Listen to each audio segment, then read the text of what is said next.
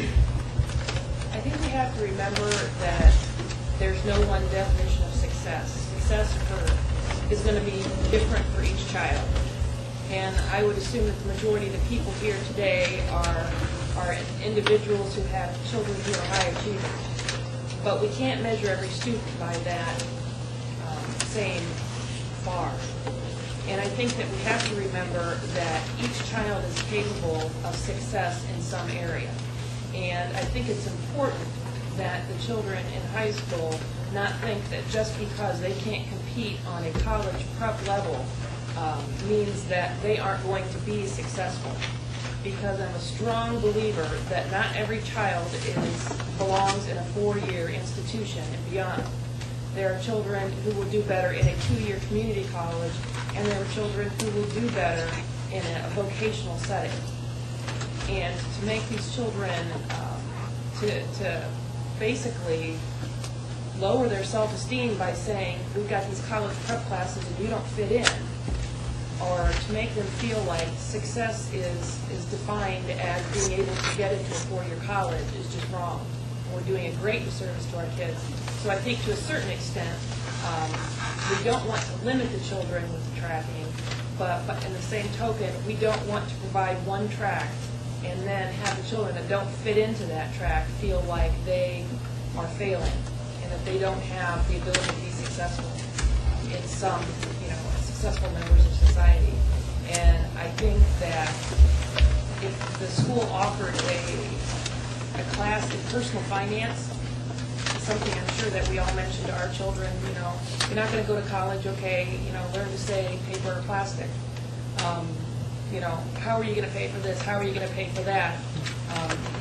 I think that these children need to see that there are various ways to succeed without going through one path. And so, while I think it's important not to limit the children with the tracking, I think it's also important to have an avenue for the children who aren't destined for that 4-year degree and on, to know that they are successful and to have a learning avenue for them to go into something that's going to help them support themselves.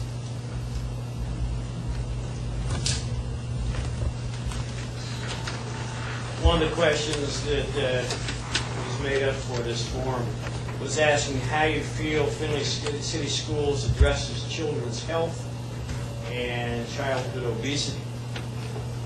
Anybody have a comment there? The last one? The last question? Well, I do know that we recently adopted a wellness program that focuses exactly on these things. I was talking to the school board meeting, and I believe we approved that it's still a work in progress. It has to do with physical education, but it has to do with wellness and health education as well. And I think we always pay attention to the nutrition in our lunches, which is an important thing. We pay attention to the kids being active. Whether or not there are new programs which address the subject of obesity specifically, I don't think there are in the school system. But I think we are doing a lot of periphery things that would contribute to health and help eliminate obesity. I don't know what to eliminate it.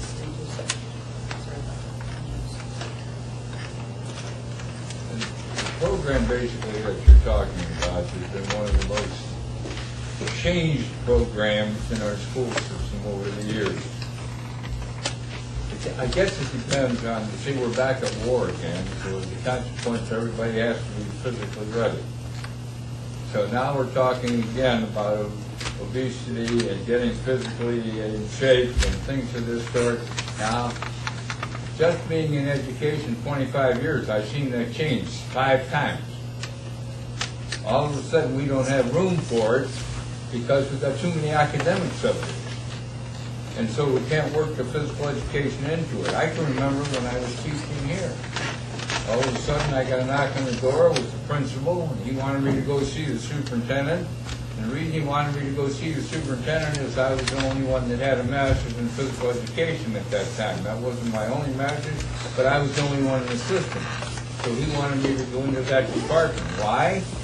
Because we were going to step up our program, and they needed somebody with at least a master's in every area. Now, one of the problems was that at that time we had what some of you people remember, we referred to as the shop boys. Well, shop boys, in getting prepared to go out and make a living after they graduated, didn't have time to work in the physical education. But the state decided that they had to have so many hours of physical education whether they wanted to or not, or could work it in or not. And so all of a sudden, Hal Paul, because he was the coach, and all of a sudden because he was moved into physical education, he got all the shop boys 5 days a week because they had to get those credits in order to graduate. Now you know what? It was a great, great teaching experience. They enjoyed it, we had fun at it, we got the job done, and they got their credits. But when you look at this, I don't worry about that program because it's going to be somebody down in Columbus is going to decide again that we got a special program to do this and a special program to do that. And so if physical education doesn't work into that program, we don't have it. So then we'll go back to war again. We'll decide we need physical education, and we'll worry about the young man, or the young lady for that matter, in school who is 15, 20, 25 pounds heavier than they should be, but doesn't have time because they got 6 classes of academics and no time for the one class because what's happened along with that? When some of you started teaching, what did you do? You had 9 periods a day. You started at 8 o'clock in the morning and you finished up at 4 something in the afternoon. Now, if I don't go out and guard my front yard, the middle school kids run all over us because they're getting out at 2:30. Obviously, we got time, but we can't work out a bus schedule, I guess. So we get them there before school opens, and we leave them out before anybody's home. I rest my case.